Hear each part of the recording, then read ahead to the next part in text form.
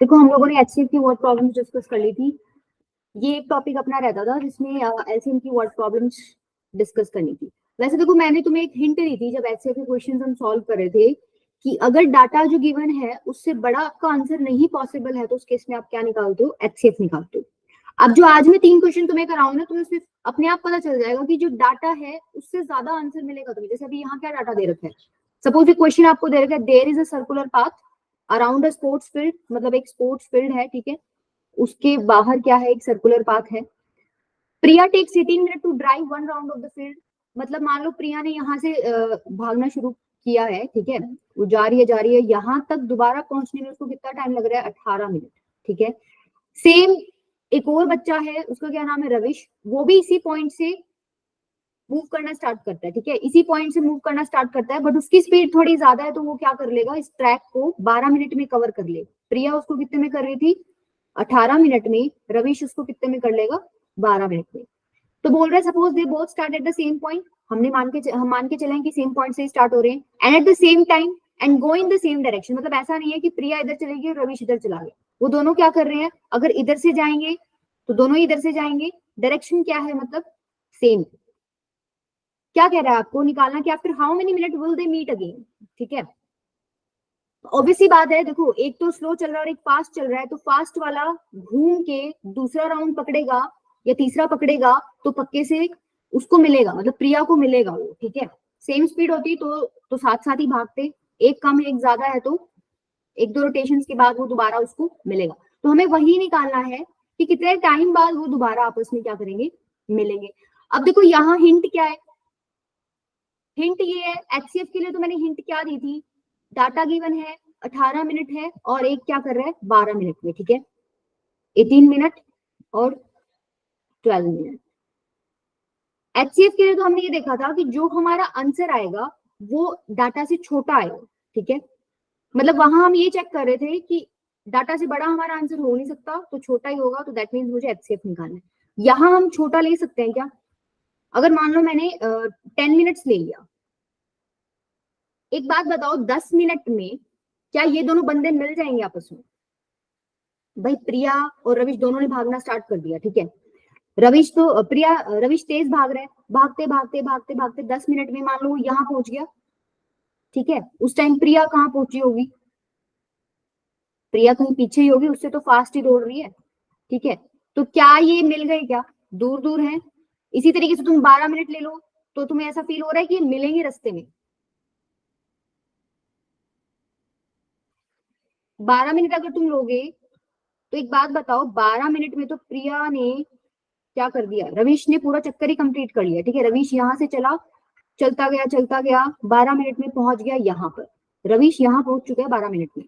लेकिन क्या प्रिया यहाँ पर है, नहीं, प्रिया तो 18 मिनट में पहुंचेगी ना यहाँ पर, प्रिया यहाँ कहीं होगी सपोज, दैट मीन्स ये नहीं मिले अभी भी, ठीक है। इसका मतलब हम छोटा आंसर तो ले ही नहीं सकते, 18 से छोटा आंसर नहीं आ सकता, पॉसिबल ही नहीं है, दैट मीन्स ये चीज हम लोग नहीं अप्लाई कर सकते। बच क्या गई, अगर एचसीएफ नहीं निकाल सकते तो एलसीएम निकालना पड़ेगा, ठीक है, लीस्ट कॉमन मल्टीपल निकालना पड़ेगा। अब एलसीएम निकालने का तरीका तुम्हें पता है, एक 18 है और एक 12 है, कैसे निकालोगे एलसीएम, इनका प्राइम फैक्टराइजेशन कर लो, कितना आ जाएगा, 2 × 3², ठीक है, और 12 के लिए क्या करोगे, 3 × 2²। एलसीएम कैसे निकालते हो, जितने भी अलग अलग तुम्हें नंबर्स दिख रहे हैं सारे लिख लो, 2 × 3, दो ही दिख रहे हैं, 2 3 के अलावा कोई नंबर दिख ही नहीं रहा। सेकंड केस, पावर क्या लेते हो तुम, मैक्सिमम, यहाँ पर 2 की पावर मैक्सिमम कितनी है, 2, और 3 की पावर भी मैक्सिमम कितनी है, 2, तो कितना हो गया ये, 4 × 9 दैट इज 36, मतलब बेसिकली 36 मिनट बाद प्रिया और रविश मिलेंगे दोबारा से, ठीक है। अब तुमसे ये क्वेश्चन पूछा था, इसका आंसर तो हम लोगों ने निकाल दिया, 36 मिनट बाद वो मीट करेंगे। नेक्स्ट क्या पूछ रहा है, at the starting point and after how many rotations, कितनी रोटेशंस बाद मिलेंगे, तुम इंडिविजुअली रोटेशन कैलकुलेट कर लो। 12 मिनट में रविश एक चक्कर लगा रहे हैं तो 36 मिनट्स में कितना लगाएगा, simple unitary method, 3, 36/12 3। Similarly 18 minutes में प्रिया एक चक्कर लगा रही है तो 36 में कितना लगाएगी, 36/18 मतलब 2, ठीक है। मतलब बेसिकली रविश को कितने चक्कर काटने पड़ेंगे, 3 और उसको प्रिया को कितने काटने पड़ेंगे? 2। क्या ये चीज क्लियर है सबको? अब देखो तुम्हें थोड़ा सा इजी पढ़ने लग गया होगा। इन क्वेश्चन में प्रॉब्लम यही होती है, देखो इतना तो क्लियर है, एचसीएफ निकालना है, एलसीएम निकालना है, तुम्हारे चैप्टर में क्वेश्चन नहीं है।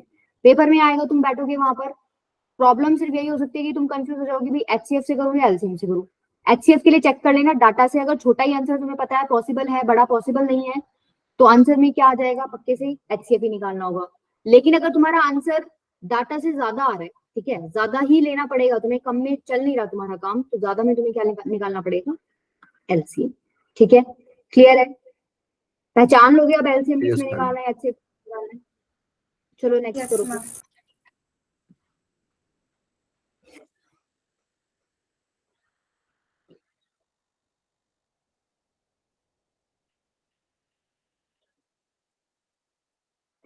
अब थोड़ा सा मेरे को देखते ही बता दो इसमें क्या निकालोगे।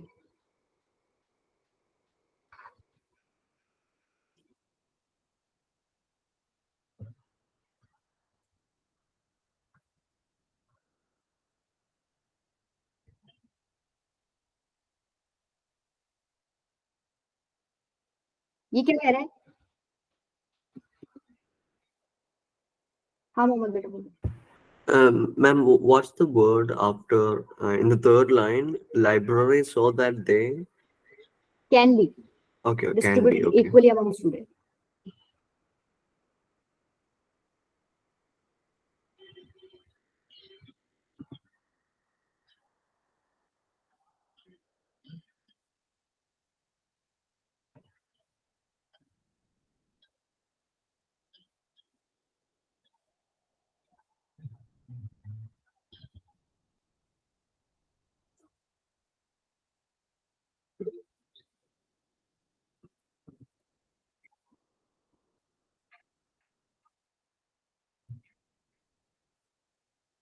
नहीं आकाश बेटा, अगर मिनिमम की बात हो रही है तो लीस्ट कॉमन मल्टीपल एलसीएम में आएगा ना, एचसीएफ में तो हाईएस्ट आ गया। बाकी इससे मत देखो तुम, मिनिमम वर्ड से मत देखो। मैंने तुम्हें क्या बताया, तुम डाटा चेक करो एक बार। 32 स्टूडेंट्स हैं और 36 स्टूडेंट्स हैं। क्या कह रहा है, एक स्कूल है, there are 2 section, section A and section B. There are 32 students in section A. Section A के अंदर कितने स्टूडेंट्स हैं? 32। और सेक्शन बी के अंदर कितने स्टूडेंट्स हैं? 36। Determine the minimum number of books required for their class library. मतलब तुम लोगों को बुक्स लेनी है इन बच्चों के लिए, so that they can be distributed equally among student of section A. ठीक है, मतलब उनको इक्वली डिस्ट्रीब्यूट कर पाओ, इस तरीके से बुक्स लेनी है कि तुम सेक्शन ए में अगर डिस्ट्रीब्यूट करने बैठो, अगर मान लो मोहम्मद के पास 2 बुक्स आई तो दीदी के पास भी 2 ही बुक्स आनी चाहिए, और सेम सेक्शन बी में भी 2 बुक्स ही आनी चाहिए हर बच्चे के पास। Also find how many books each student would get in both the sections। तो पहले हम बुक्स निकालेंगे कि हम कितनी मिनिमम नंबर ऑफ बुक्स ले सकते हैं, फिर उसके बाद क्या करेंगे, अपना जो इन्होंने नेक्स्ट चीज पूछी हुई है कि पर स्टूडेंट कितनी बुक्स आएंगी वो निकालेंगे। अब यहाँ देखो डाटा क्या गिवन है, 32 और 36, इतने स्टूडेंट्स आपके पास। अच्छा एक बात बताओ, क्या तुम 30 बुक लेके अपना क्वेश्चन निकाल सकते हो? 30 बुक्स ले ली, मान लो मैंने मिनिमम 30 बुक्स ले ली। 30 बुक्स ले ली तो अगर मैं यही डिस्ट्रीब्यूट करने बैठूंगी तो 30 स्टूडेंट्स में तो एक एक चलो डिस्ट्रीब्यूट कर दूंगी, इक्वल वाली कंडीशन भी फॉलो हो रही है, 2 तो बच गए। बचे कि नहीं बचे? हमें हर बच्चे में डिस्ट्रीब्यूट करनी है, हर बच्चे के पास इक्वल होनी चाहिए। 20 में बनेगी क्या बात, 15 में बनेगी बात, 10 में बनेगी बात, डाटा से कम में बनी नहीं रही है बात। ठीक है, तो जब डाटा से कम में नहीं बन रही है तो हमें कहाँ जाना पड़ेगा, डाटा से आंसर ज्यादा आएगा, इसका मतलब एलसीएम निकालना पड़ेगा। ठीक है, बस तुम्हें ये पता चल गया इसका एलसीएम निकालना है। अब ये तो बहुत छोटे छोटे है तुम्हारा 32 36, इसका एलसीएम तो तुम बहुत जल्दी निकाल दोगे। एलसीएम क्या आ रहा है इसका बताओ?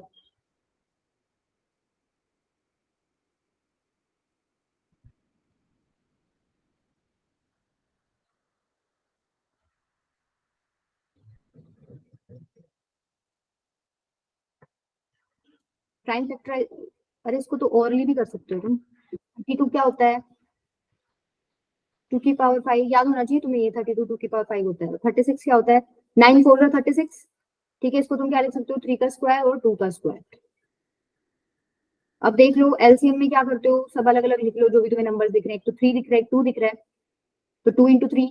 2 की मैक्सिमम पावर कितनी है, 5। 3 की मैक्सिमम पावर कितनी है, 2। तो कितना हो जाएगा सॉल्व करोगे तो 288 आ रहा है क्या? Yes, ma'am. 288। ये किस चीज का आंसर निकला है हमारा? कहाँ गया? ये So रहा। they can be distributed equally among हाँ, ये इसका निकला है, determine the minimum number of books, ठीक है। मतलब 288 जो हमारे पास अमाउंट आया है वो मिनिमम नंबर ऑफ बुक्स का आ गया। नेक्स्ट क्वेश्चन क्या पूछ रहा है? Also find how many books each student would get. अब 32 स्टूडेंट है, बुक्स 288 है, पर बच्चा कितना बुक जाएगी? इसको डिवाइड कर दो 32 से। यहाँ 36 स्टूडेंट्स है, बुक्स 288 है, तो पर स्टूडेंट कितनी बुक्स मिलेंगी? इसको डिवाइड कर दो 288 से, 36 से, ठीक है। यहाँ भी निकल जाएगा, कर लोगे अब डिवाइड, कर दो इसको। देखो इन क्वेश्चंस में ना मुश्किल कुछ नहीं है। अब यहाँ तो एलसीएम निकालना तो हम पिछले 3 लेक्चर से सीख रहे हैं कि एलसीएम एचसीएफ कैसे निकालते हैं। यहाँ भी जो वर्ड प्रॉब्लम बच्चों को प्रॉब्लम आती है वो इसी में आती है कि निकालना क्या है, ठीक है। अब जैसे पिछले क्वेश्चन में हमें पता चल गया, इसमें चल गया, अब तुम नेक्स्ट देखो क्या तुम यहाँ पता कर सकते हो क्या कि हमें एचसीएफ निकालना है, एलसीएम निकालना है। बस मुझे पता करके बता दो क्वेश्चन, फिर तुम घर बैठ के सॉल्व करना।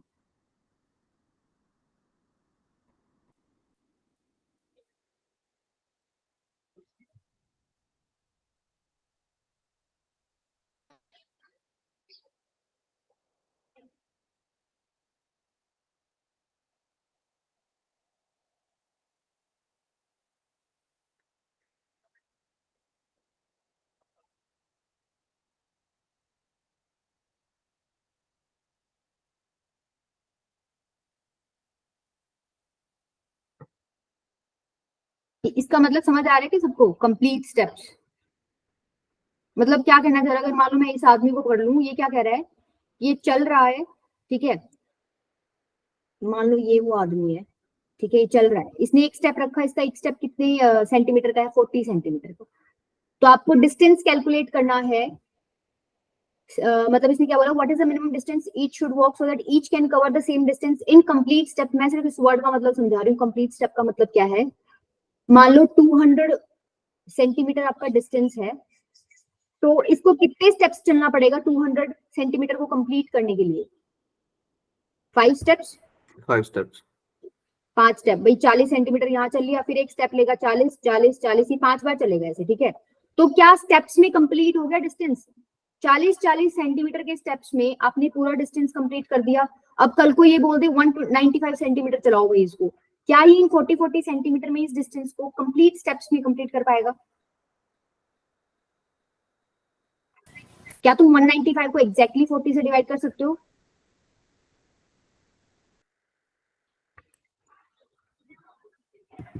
No, man. पॉइंट्स में आएगा ना आंसर। मतलब बेसिकली देखो चल तो लोगे, कोई दिक्कत नहीं है, तुम 40 सेंटीमीटर से थोड़ा पैर अपना कम खोल लोगे, थोड़ा कम सेंटीमीटर चल लोगे, लेकिन मुझे कंप्लीट इस तरीके से करना है कि 40 40 सेंटीमीटर ही चले वो, और कोई भी फ्रैक्शनल पार्ट आपका बचना नहीं चाहिए, कोई पॉइंट्स में नहीं बचना चाहिए। आपको डिस्टेंस कम ज्यादा नहीं करना, आपको 40 सेंटीमीटर में ही इसको कंप्लीट करना है, ठीक है। ये मतलब है कंप्लीट स्टेप्स का। तो देखो 3 आदमी चल रहे हैं, एक का है 40 सेंटीमीटर स्टेप का डिस्टेंस, एक का क्या है 42 सेंटीमीटर, मतलब इसने थोड़ा सा ज्यादा पैर खोल लिया होगा, और एक क्या है, इसने थोड़ा और ज्यादा खोल लिया, ठीक है। ये हो गया 45 सेंटीमीटर। ये स्टेप्स के डिस्टेंस दे रखे हैं कि इतना इतना स्टेप है इनका। What is the minimum distance each should walk so that each can cover the same distance, मतलब इनको कवर करना है same distance in complete steps. Find also find the number of complete steps covered by them. तो पहले हम लोग distance निकाल लेंगे, उसके बाद हम लोग क्या निकालेंगे कि उनके स्टेप्स कितने हुए हैं। अब तुम एक बात बताओ, क्या 30 सेंटीमीटर लेके चल सकती हो क्या उस डिस्टेंस को? मैं नो 30 सेंटीमीटर डिस्टेंस को क्या ये बंदा कंप्लीट स्टेप में कवर कर देगा? इसको तो अपना डिस्टेंस कम करना पड़ेगा ना, हम लोगों को 40 लेके चलना था, 30 के लिए तो इसको 30 चलना पड़ेगा, ये तो कम ही हो गया, तो कंडीशन ही वायलेट होगी आपकी, ठीक है। इसी तरीके से अगर मैं 20 सेंटीमीटर ले लूं तो भी सेम बात है। मान लो 40 ले लेती हूँ, 40 ले सकती हूँ क्या? ये तो कर लेगा एक स्टेप में कंप्लीट, ये कर पाएगा क्या? ये 42 सेंटीमीटर का स्टेप है इसका, आपको कवर करना है 40 सेंटीमीटर। तो 42 से 40 कैसे जंप करोगे? ऐसे ही कर सकते हो कि इस डिस्टेंस को कम कर दो भाई, इसको बोलो भाई तू थोड़ा सा कम चल, ठीक है। बट ये हम कर नहीं सकते, हम लोगों को 42 ही चाहिए, क्वेश्चन में बोल रखा है, चेंज नहीं कर सकते आप, ठीक है। इसका मतलब समझ पा रहे हो, हम डाटा से कम वैल्यू लेके अपना आंसर नहीं निकाल सकते। इसका मतलब क्या निकालना पड़ेगा यहाँ? एलसीएम एचसीएफ, सॉरी एलसीएम, ठीक है। तो एलसीएम निकालोगे आप 40 का 42 और 45 का। एलसीएम निकालने के बाद क्या करोगे, जो भी आंसर आता है ये कैसे निकालोगे, number of complete steps covered by them. भाई तुम्हें जब मिनिमम डिस्टेंस ही पता चल गया, 40 से डिवाइड करके इस बंदे के स्टेप्स निकाल लेना, इससे कितने स्टेप चले, 42 से डिवाइड करके इसके निकाल लेना और 45 से डिवाइड करके किसके निकालोगे, थर्ड वन। कर लोगे अब इसको, जैसे मैंने बता ही दिया, बस इसको सॉल्व घर बैठ के कर लेना। इसका थोड़ा बड़ा आएगा एलसीएम, चलो मेरे को एक बार निकाल के दो इसका एलसीएम कितना आ रहा है।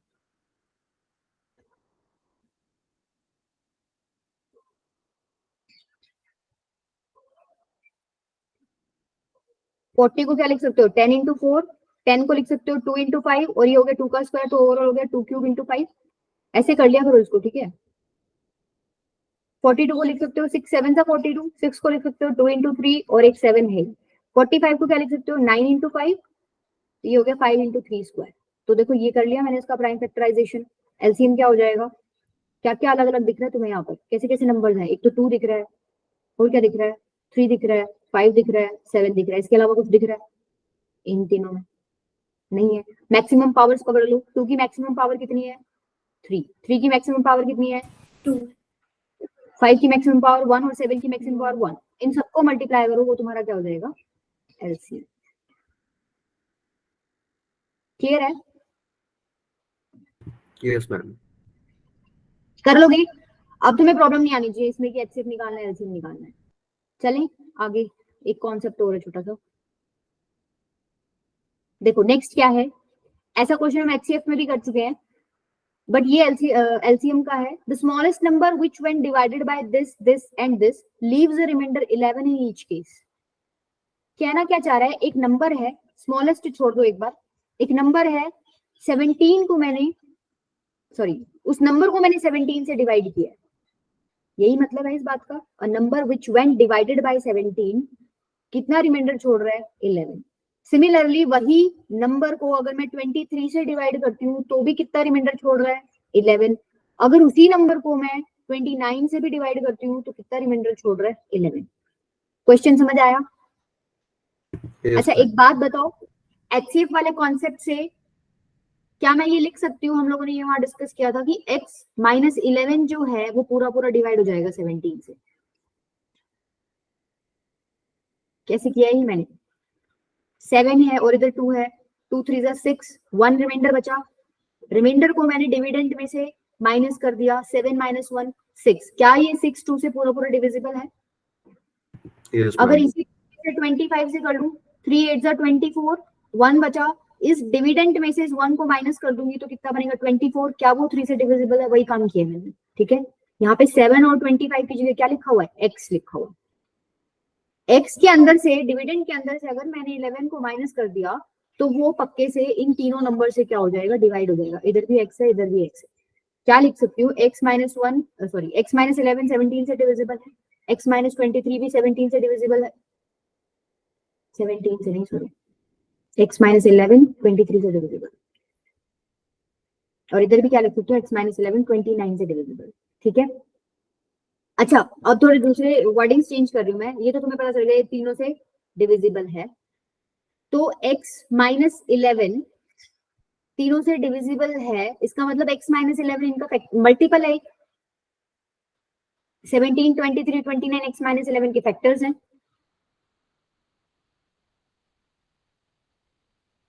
है कि नहीं है? कोई नंबर अगर 24 12 से डिविजिबल है, 24 12 का क्या है मल्टीपल, 12 24 का क्या है फैक्टर। Factor. तो अगर x माइनस 11 17 से डिविजिबल है तो x माइनस 11 17 का क्या है मल्टीपल, और 17 x माइनस 11 का क्या है फैक्टर, ठीक है।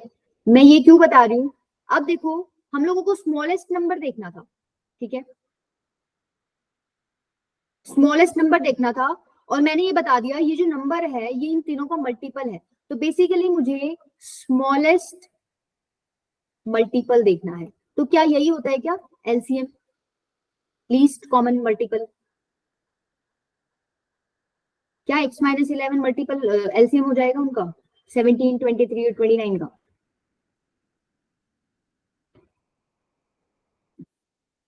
हाँ बेटा बोलो।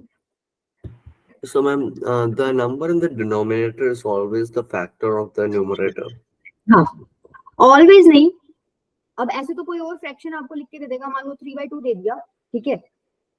अब 3 को डिवाइड नहीं करता है ना, ये तो फ्रैक्शनल फॉर्मेट में लिख दिया। बट यहाँ मैंने लिख दिया जो x-11 है वो पूरा डिविजिबल है 17 से, क्योंकि यहाँ लॉजिक दूसरा लगा हुआ है। x में से मैंने रिमाइंडर माइनस कर दिया, तो वो जो पार्ट बचेगा वो 17 से डिविजिबल होगा, ठीक है। तो ये जस्ट मैंने रिप्रेजेंट कर रखा है, मोहम्मद इसमें कंफ्यूज मत होना। आपको अगर ऐसे Okay, लिखा मिले इसका मतलब ये नहीं है 2 3 का फैक्टर है, ठीक है। ये बस मैंने रिप्रेजेंट कर रखा है, रिप्रेजेंटेशन बदल लो चाहे।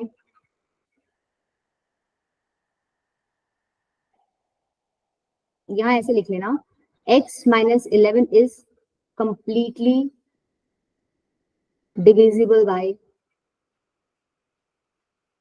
17।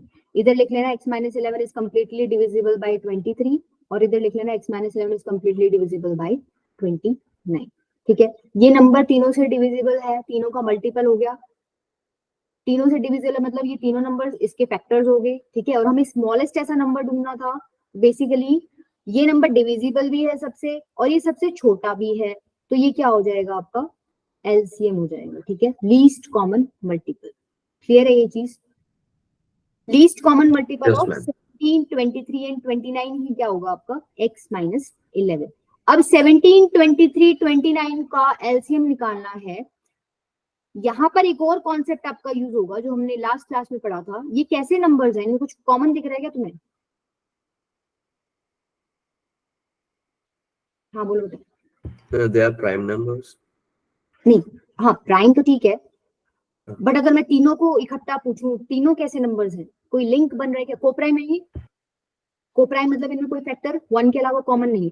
तो हम लोगों ने लास्ट क्लास में पढ़ा था कोप्राइम नंबर का एलसीएम कैसे निकालते हो, तीनों नंबर्स को क्या कर देते हो, मल्टीप्लाई, ठीक है। कोप्राइम नंबर्स का एलसीएम कैसे निकालते हो, तीनों नंबर्स को मल्टीप्लाई कर दो। कल को तुमसे यही पूछ ले 17, 23, 29 का एचसीएफ बताओ, तो कोप्राइम नंबर का एचसीएफ हमेशा क्या होता है 1, कुछ कॉमन है ही नहीं उनमें, तो एचसीएफ क्या हो गया 1। एलसीएम क्या हो गया, तीनों को मल्टीप्लाई कर दो। ये जो नंबर है ना, ये आपका नंबर आपके पास क्या आया है x-11। क्या मुझे x-11 चाहिए था? मुझे तो x चाहिए था ना, x चाहिए था मुझे। तो x के लिए मैं क्या करूंगी, ये जो भी आया है ना आपका, इसमें लास्ट में जाके क्या कर देना, 11 को क्या कर देना, ऐड कर देना, ठीक है। क्लियर है? इसको सॉल्व कर लो एक बार, कितना आ रहा है। ऑब्वियसली बात है बहुत बड़ा आएगा ये, फर्स्ट और लास्ट ऑप्शन तो तुम्हारा वैसे ही चला गया, सेकंड और थर्ड में से ही आएगा।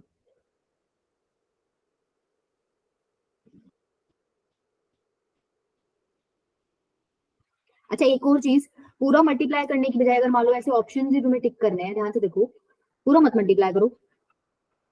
ये है, आपको अगर यूनिट मिल जाए तो काम बन जाएगा क्या? यूनिट डिजिट कैसे निकालते हो, 9 3 27, उसका 7 पकड़ लो, 7 7 49, उसका 9 पकड़ लो, ठीक है। इसका मतलब जो तुम इसको सॉल्व करोगे, पूरे को मल्टीप्लाई करोगे, तो यूनिट डिजिट क्या आएगा 9, ठीक है। अच्छा 9 आया यूनिट डिजिट, उसमें मैंने बोला तुम लोग 11 ऐड करो। तो 11 किस तरीके से ऐड करते हो, मान लो 2 4 5 2 3 4 5 ऐसे कोई नंबर है, उसमें 11 ऐसे ही तो ऐड करते हो, यूनिट डिजिट में 1 ऐड होएगा। तो यहाँ पर यूनिट डिजिट 9 आई है, उसमें 1 ऐड करोगे तो पक्के से जो लास्ट डिजिट है वो क्या बनेगी 0। 9 में 1 ऐड करोगे तो 10 बनेगा, उसका 0 आ जाएगा नीचे, क्लियर है। तो अगर मान लो तुम्हें कैलकुलेटिव पार्ट से बचना है, हालांकि अभी तुम्हारे पेपर में तुम लोगों को ऐसे नहीं करना है, ठीक है, बट कभी कंपटीशन में बैठो और ये क्वेश्चन आ जाए तो इतना बड़ा कैलकुलेशन करने मत बैठना। हाँ वो प्रॉब्लम तब आ जाएगी तुम्हें जब तुम्हारा ना यहाँ कुछ इस तरीके से यूनिट डिजिट भी सेम दे रखा हो, ठीक है, तब तुम ये वाला कॉन्सेप्ट नहीं लगा सकते अपना यूनिट डिजिट वाला, तब तुम्हें फिर अलग से मल्टीप्लाई करके ही देखना पड़ेगा। कर लोगे? चले आगे। Yes, ma'am. Yes, ma'am. ठीक है, देखो ये आपका रियल नंबर्स कंप्लीट हो गया, आज लगभग सारे टॉपिक्स कर लिए हमने। अब इसके लिए मैं कुछ दूंगी, उसको प्रैक्टिस कर लेना, मेरी तरफ से डन हो गया ये, ठीक है। अब जो हम नेक्स्ट स्टार्ट कर रहे हैं वो क्या कर रहे हैं, एक बार मैं ये करा देती हूँ, जिसने मुझे ट्रिगो बोला था बेटा ये 4-5 लेक्चर्स का टॉपिक है, ठीक है, उसके बाद फिर हम लोग ट्रिगो कर लेंगे। किसने बोला था मुझे ट्रिगो करनी है, कौन था? एक बच्चा बोल रहा था ना कि ट्रिगो में प्रॉब्लम है।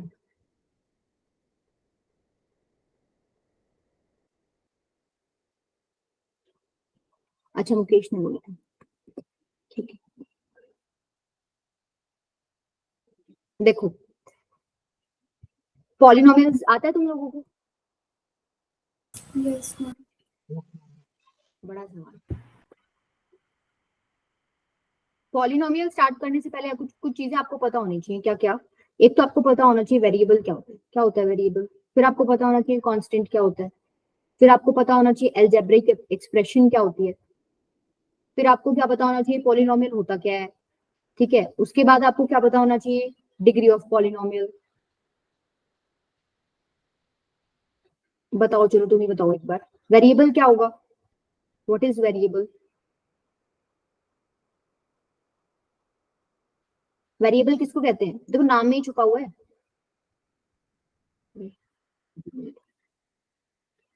हाँ बोलो बेटा। जो वेरी करते हैं। हाँ, जो वेरी करता है, ठीक है। वेरिएबल के नाम में ही छुपा हुआ है जो वेरी करता है। मतलब वेरिएबल्स क्या होते हैं बेसिकली? इनकी वैल्यूज क्या होती है आपकी? फिक्स्ड नहीं होती है, नो फिक्स्ड वैल्यू, ठीक है। चेंज होती रहती है इनकी वैल्यू। यूजुअली हम मैथ्स में कैसे रिप्रेजेंट करते हैं वेरिएबल्स? अल्फाबेट्स के थ्रू। एक्स वाई जेड, कुछ भी लिख लो, X Y Z P Q R S T, कुछ भी लिख सकता है वो, ठीक है। इनकी वैल्यू क्या होती है? फिक्स्ड नहीं होती है। अब यहीं से आप डिफरेंशिएट कर सकते हो। जो कांस्टेंट है, कांस्टेंट बेसिकली क्या होता है? इसकी क्या होती है? एक फिक्स्ड वैल्यू होती है।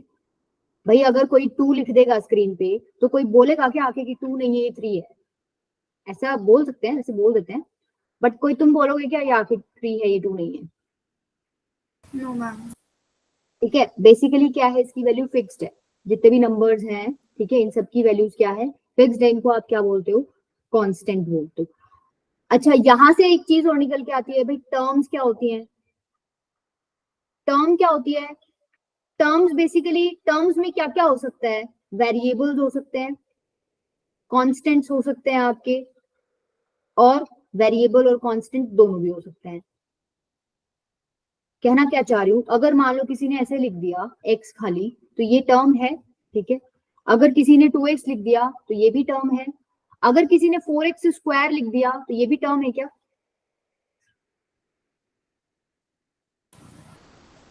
Yes, ma'am. वेरिएबल है इसमें, x वेरिएबल है, उसकी पावर छोड़ो, कोई दिक्कत नहीं है। एक्स स्क्वायर 2 बार मल्टीप्लीकेशन है, बेसिकली x इंटू एक्स की बात कर रही है।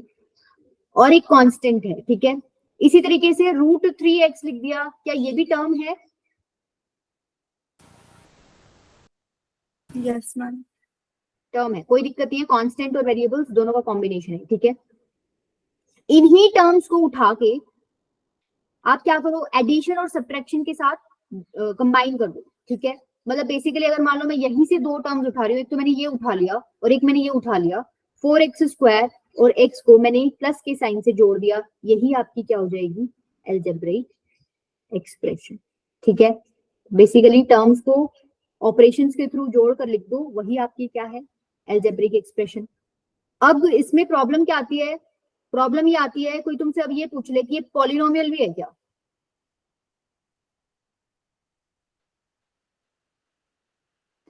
जब पॉलिनोमियल के ऊपर तुम जंप करते हो तो पॉलिनोमियल में एक रिस्ट्रिक्शन लग जाती है। भाई आपने टर्म्स को उठा के जोड़ कर लिख दिया, ठीक है, वो अलजेब्रिक एक्सप्रेशन है। अलजेब्रिक एक्सप्रेशन की कोई रिस्ट्रिक्शन नहीं है। लेकिन जैसे ही पॉलिनोमियल की बात करोगे तो पॉलिनोमियल पे एक रिस्ट्रिक्शन क्या लग,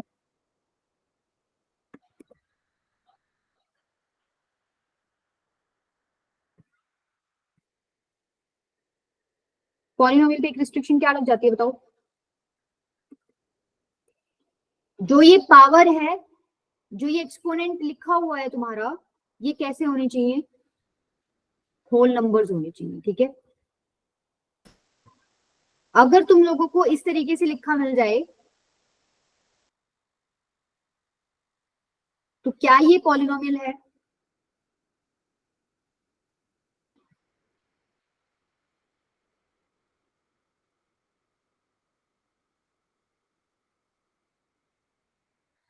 सोचो बेटा, ये पॉलिनोमियल है क्या?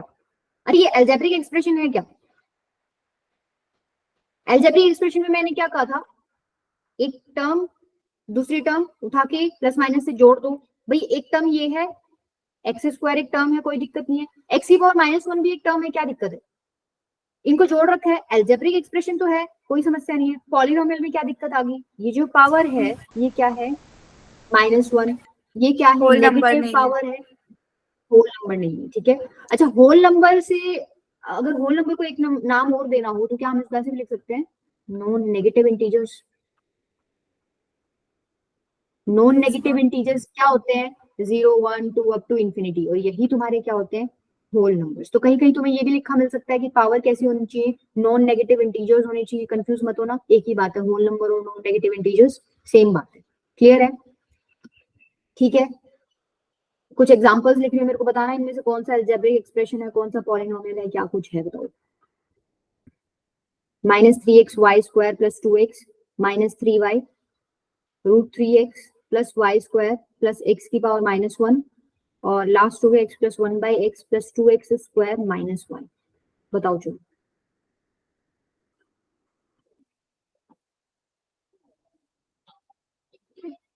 इसमें से कौन सा पॉलिनोमियल है? हाँ बोलो बेटा अदिति। मैम फोर्थ वाला छोड़ के सब है आई थिंक। फोर्थ वाला छोड़ के सब है, ठीक है। अब मैं देखो लिख रही हूँ एक बार। अदिति ने बोला है कि फोर्थ नहीं है, और कोई इसमें ऐड करना चाहेगा कुछ?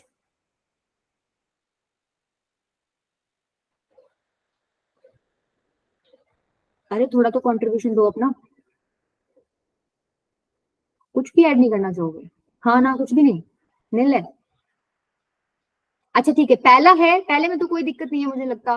2x + 2 बहुत सिंपल सा लिखा हुआ है, एल्जेब्रिक भी है और ये तो पॉलिनोमियल भी है। ठीक है, क्योंकि पावर क्या है? Whole number. अच्छा 2 को मैं ऐसे लिख सकती हूँ 2 × x की पावर 0। तो हाई यहाँ पर होल नंबर है पावर, इधर x की पावर 1 इधर 0 है, बेसिकली पॉलिनोमियल है। सेम यहाँ पर भी क्या है? देखो वेरिएबल दो हो गए यहाँ पर। तुम्हारे सिलेबस में क्या है? तुमने मतलब मल्टी वेरिएबल वाले सीन नहीं देखे होंगे, पर हाँ तुमने वन वेरिएबल वाले देखे हैं, मतलब x² + 2x + 3, या तो x x में है या y y में है या z z में है, इस तरीके के पॉलिनोमियल्स तुमने देखे हुए हैं।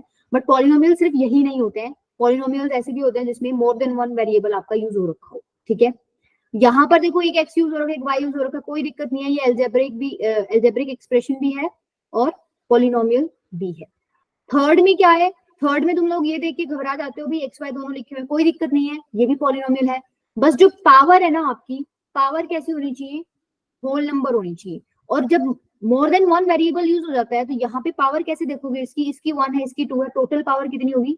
3। 2 + 1 3। इधर पावर कितनी है? 1। इधर पावर कितनी है? 1। ये भी एल्जेब्रिक भी है और पॉलिनोमियल भी है। फोर्थ वाले में क्या दिक्कत आ गई? एक्स की पावर कैसी होगी तुम्हारी? नेगेटिव। ठीक है, एक्स की पावर नेगेटिव हो गई तो ये पॉलिनोमियल वाली कंडीशन वायलेट हो गई। पॉलिनोमियल तो है नहीं फॉर श्योर, एल्जेब्रिक है, एल्जेब्रिक में कोई दिक्कत नहीं है। ठीक है, लास्ट वाले में भी पॉलिनोमियल नहीं है। पॉलिनोमियल क्यों नहीं है? ये जो नीचे पड़ा है ना, इसको तुम तरीके से लिखोगे तो ये बेसिकली एक्स की पावर -1 है। ठीक है, अब ये पावर क्या हो गई तुम्हारी? नेगेटिव हो गई। ये होल नंबर नहीं है, होल नंबर नहीं है तो ये पॉलिनोमियल भी नहीं है, बट ये क्या है? एल्जेब्रिक एक्सप्रेशन आपका है। ठीक है, क्लियर है ये चीज? Yes ma'am. Yes, ma'am. यहां तक कोई समस्या? चलो मैं एक क्वेश्चन दे रही हूँ, उसको करके बताना मुझे। थोड़ा सा दिमाग लगा लेना उसमें, थोड़ा मैंने मतलब मैं करूंगी कुछ इसमें उल्टा पुल्टा काम, बता रही हूँ पहले ही।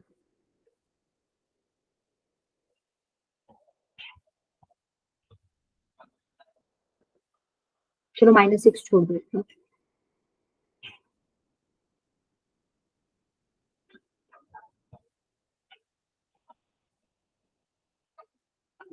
इसका आंसर बेटा मुझे कॉल पे देना तुम लोग।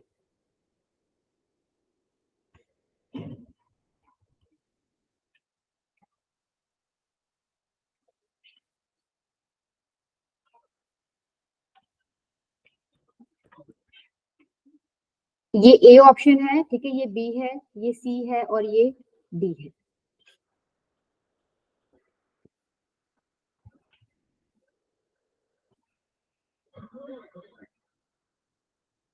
एक काम करो, इसको ऐसे लिख लेना, इसका पोल पे आंसर देना बेटा, यहाँ मत दो। Which one is not a polynomial कर लो। चलो वो पहले वाला ही ठीक था, एक मिनट।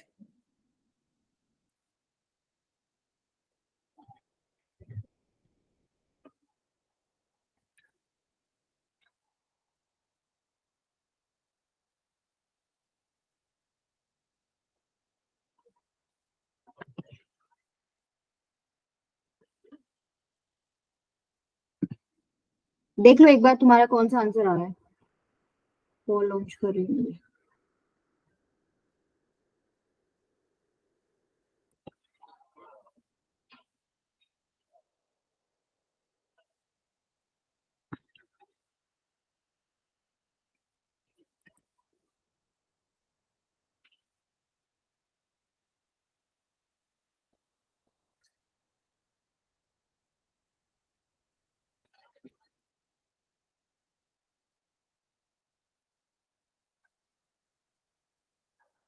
तुम्हें बताना क्या है इसमें कि इनमें से पॉलिनोमियल कौन सा नहीं है।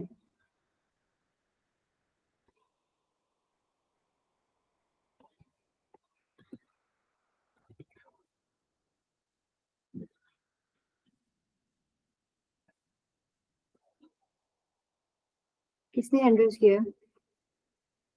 Okay, ma'am, I was about to ask, is it which one is a polynomial or not a Which one is polynomial? not a polynomial? Yes, yes.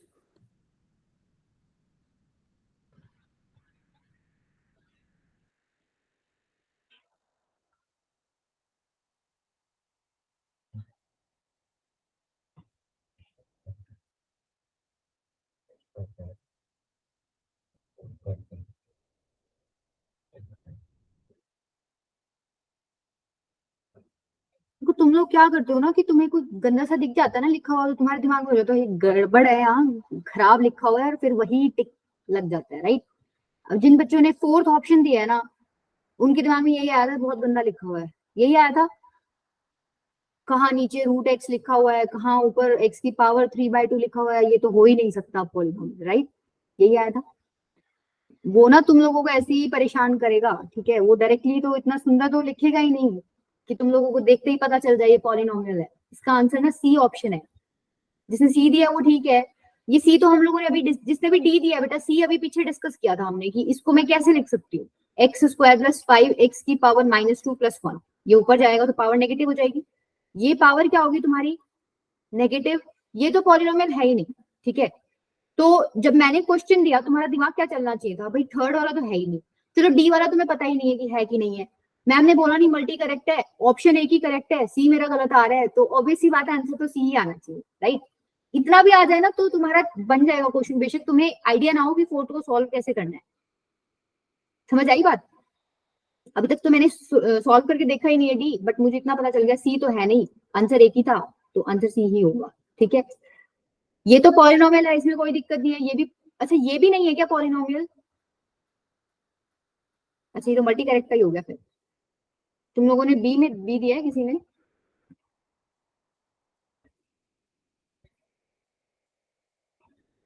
B किसी ने भी नहीं दिया, सी और डी ही आया ऑप्शन में, ठीक है। ये भी नहीं है पॉलिनोमियल, तो 2x की पावर 1/2 + 7 है, ठीक है। यहाँ पर x की पावर क्या होगी 1/2, क्या ये एक होल नंबर है क्या? नहीं है, ठीक है, ये होल नंबर नहीं है, तो ये क्या हो गया आपका पॉलिनोमियल नहीं है। ये भी नहीं है, ये भी नहीं है, बट हाँ डी है, ठीक है, डी पक्के से है। अब पक्के से क्यों है? ऐसा कुछ हो ना उसको थोड़ा सा सिंप्लीफाई कर लिया करो, डायरेक्टली ऐसे देख के आंसर मत दिया करो। इसको मैं ऐसे लिख सकती हूँ क्या, 6√x अपॉन में √x प्लस में x की पावर 3/2 अपॉन में √x, ऐसे लिख सकती हूँ। एलसीएम लोगे तो √x यही चीज आ जाएगी। ये आता है ना सबको, इसमें तो प्रॉब्लम नहीं है भाई। अगर x + y/2 लिखा हो तो तुम इसको ऐसे लिख सकते हो ना, x/2 + y/2, वही चीज लिखी है मैंने, ठीक है। अब देखो ये ऊपर नीचे √x है, ये तो गया इधर, तो बच गया 6। सेकंड टर्म में क्या हो रहा है, इधर x की पावर 3/2 है और नीचे क्या है, x की पावर 1/2। √x का मतलब यही होता है x की पावर 1/2। बेस सेम है, डिवीजन में है, ऊपर जाएगा पावर सब्ट्रैक्ट हो जाएंगी, तो 6 + x की पावर 3/2 - 1/2। 6 प्लस एक्स की पावर, जब इसको माइनस करोगे तो क्या बनेगा 2/2। ये कितना हो गया 6 प्लस एक्स की पावर 1। क्या ये एक पॉलिनोमियल है? Yes, ma'am. ये पॉलिनोमियल है। मतलब तुम देख रहे हो चारों में से सबसे सुंदर यही है, सबसे सिंपल, सबसे सुंदर, लेकिन जो दिखने में इतना बेकार लग रहा था उसको थोड़ा सा सॉल्व करना पड़ गया। क्लियर है? तो डी वाला तो पॉलिनोमियल है, सेकंड और थर्ड आपका क्या है? पॉलिनोमियल नहीं है। और मैंने पोल भी मल्टी कैरेट का दे दिया, अब इसका डाटा कैसे डालूंगा मुझे समझ नहीं आ रहा। तुम्हारा अपलोड करना होता हम लोगों को पोल डाटा। चलो कोई नहीं, यहाँ तक क्लियर है। मुझे एक बात बताओ, पॉलिनोमियल में डिफरेंशिएट कर लोगे कौन सा पॉलिनोमियल है कौन सा नहीं है? इसमें किसी को समस्या कोई? No, ma'am. बाकी का फिर कल करते हैं, ठीक है? या और पढ़ा दूं थोड़ा?